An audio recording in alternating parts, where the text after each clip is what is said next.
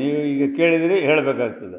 ಇಬ್ಬರು ಹೋಗಿರ್ತಕ್ಕಂಥದ್ದು ಸರ್ಕಾರ ರಾಜ್ಯದ ಅಭಿವೃದ್ಧಿ ಕೆಲಸಗಳ ದೃಷ್ಟಿಯಿಂದ ಹೋಗಿದ್ದರು. ಹೋದ ಸಲ ರಕ್ಷಣಾ ಮಂತ್ರಿ ರಾಜನಾಥ್ ಸಿಂಗ್ ಅವ್ರ ಹತ್ರ ಮಾತಾಡಬೇಕಂತ ಪ್ರಯತ್ನ ಮಾಡಿದ್ರು. ಅವಾಗ ಆಗಲಿಲ್ಲ. ಅವ್ರ ಊರಲ್ಲಿ ಇರಲಿಲ್ಲ, ಹೆಡ್ ಕ್ವಾರ್ಟರ್ಸ್ನಲ್ಲಿ ಡೆಲ್ಲಿನಲ್ಲಿ. ಸೊ ಹೀಗಾಗಿ ಟೈಮ್ ಸಿಕ್ತು ಮನೆ ಕೊಟ್ಟಿಲ್ಲ ಅಂತೇಳಿ ಹೋಗಿದ್ದ ವಿಷಯ ಇದೆ. ಅದಕ್ಕೆ ನಮ್ಮ ಉಪಮುಖ್ಯಮಂತ್ರಿಗಳು ನೀರಾವರಿ ಸಚಿವರಾಗಿ ಕಂಟಿನ್ಯೂಸ್ ಆಗಿ ತಿಂಗಳಲ್ಲಿ 3 ಬಾರಿಗೆ ಡೆಲ್ಲಿಗೆ ಹೋಗಿ ಬಂದರು. ಒಂದು ಬಾರಿಗೆ ನಾನು ಅವ್ರ ಜೊತೆಯಲ್ಲಿ ಹೋಗಿದ್ದೆ ಮೈನ್ ಇರಿಗೇಷನ್ ಕೆಲಸಗಳು. ಇಲ್ಲಿ ಏನು ಹೇಳಿದ್ರು ಅದನ್ನೇ ಅಲ್ಲಿ ಹೇಳಿದ್ರು. ನಾನು 5 ವರ್ಷ ಇರ್ತೀರಾ ಅಂತ ಕೇಳ್ತಾರೆ. ಹೌದು 5 ವರ್ಷ ಇರ್ತೀನಿ ಅಂತ ಹೇಳ್ತಾರೆ. ಕುಚ್ಚಿ ಕಾಳಿ ಇಲ್ಲ ಅಂತ ಹೇಳಬೇಕಂತ ಹೇಳಿದರು. ಇದ್ದಿದ್ದ ವಿಷಯ ಅವ್ರು ಹೇಳಿದರು. ಅದಕ್ಕೂ ಉಪಮುಖ್ಯಮಂತ್ರಿಗಳು ಸಹಿತ DK ಶಿವಕುಮಾರ್ ಅವರು ಸಹಿತ ಅವರು ಅದೇ ಹೇಳಿದ್ರು, ಕುಚ್ಚಿ ಕಾಳಿ ಇಲ್ಲ ಅಂತೇಳಿ. ಇಬ್ಬರು ಕೂಡೇ ಇದ್ದಾರೆ. ನಾನೇ ಇದ್ದೀನಿ, ನಡೆದು ದಿನ ಟಿ ವಿನಲ್ಲಿ ಬರ್ತಾ ಇದ್ದಲ್ಲ, ಮೈಸೂರು ಏರ್ಪೋರ್ಟ್ನಲ್ಲಿ ಸೆಂಟ್ರಲ್ನಲ್ಲಿ ನಾನೇ ನಿಂತಿದ್ದೆ.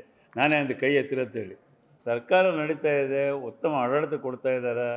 ಸಹಜವಾಗಿ ಕೇಳುವಂಥ ಸಂದರ್ಭದಲ್ಲಿ ತಾವು ಕೇಳ್ತಾ ಇರ್ತೀರಿ, ವಿರೋಧ ಪಕ್ಷದವರು ಮಾತಾಡ್ತಾ ಇರ್ತಾರೆ.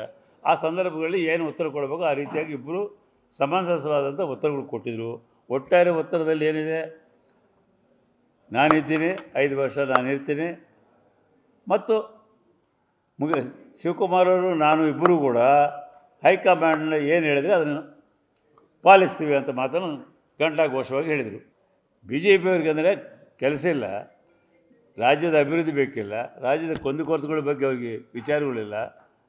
ರಾಜಕೀಯನೇ ಮತ್ತು ಮುಂಜಾನೆ ಬೆಳಗ್ಗೆ ಸಾಯಂಕಾಲ ತನಕ ಕಾಂಗ್ರೆಸ್ ಪಕ್ಷದ ಬಗ್ಗೆ, ಮುಖ್ಯಮಂತ್ರಿಗಳ ಬಗ್ಗೆ, ಉಪಮುಖ್ಯಮಂತ್ರಿಗಳ ಬಗ್ಗೆ ಮಾತನಾಡ್ತಕ್ಕಂಥದ್ದು.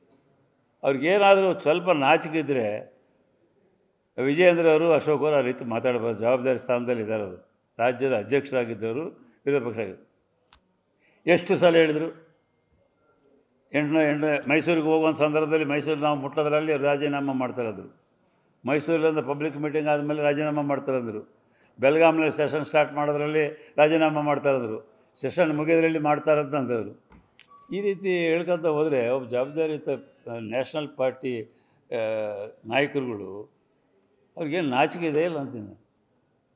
ಅವ್ರ ಪಾರ್ಟಿಯಲ್ಲಿ ಪರಿಸ್ಥಿತಿ ಏನಾದರೂ ಗೊತ್ತಿಲ್ಲ. ಏನೇನು ಮಾತಾಡಿದ್ರು. ಮೊನ್ನೆ ಸಿದ್ದೇಶ್ವರ ಬರ್ತ್ಡೇ ದಿವಸ ಎಷ್ಟು ಮಂದಿ ಸೇರಿದ್ರಲ್ಲ, ಏನು ಮಾತಾಡ್ತಾಯಿದ್ರು ಅವ್ರು ರಾಷ್ಟ್ರ ಮಟ್ಟದಲ್ಲಿ ಮೋದಿ ಅಂತವ್ರ ನಾಯಕ ಆದರೆ 2 ವರ್ಷದಿಂದ ರಾಷ್ಟ್ರ ಮಟ್ಟದಲ್ಲಿ ಅವ್ರ ಅಧ್ಯಕ್ಷರ ಮಾಡ್ಕೊಳ್ಳಿಕ್ಕಾಗಿಲ್ಲ BJP ಅವರಿಗೆ. ನ್ಯೂಸ್ ಫಸ್ಟ್ ನಿರ್ಭೀತಿಯಿಂದ ನಿಮ್ಮ ಪರವಾಗಿ.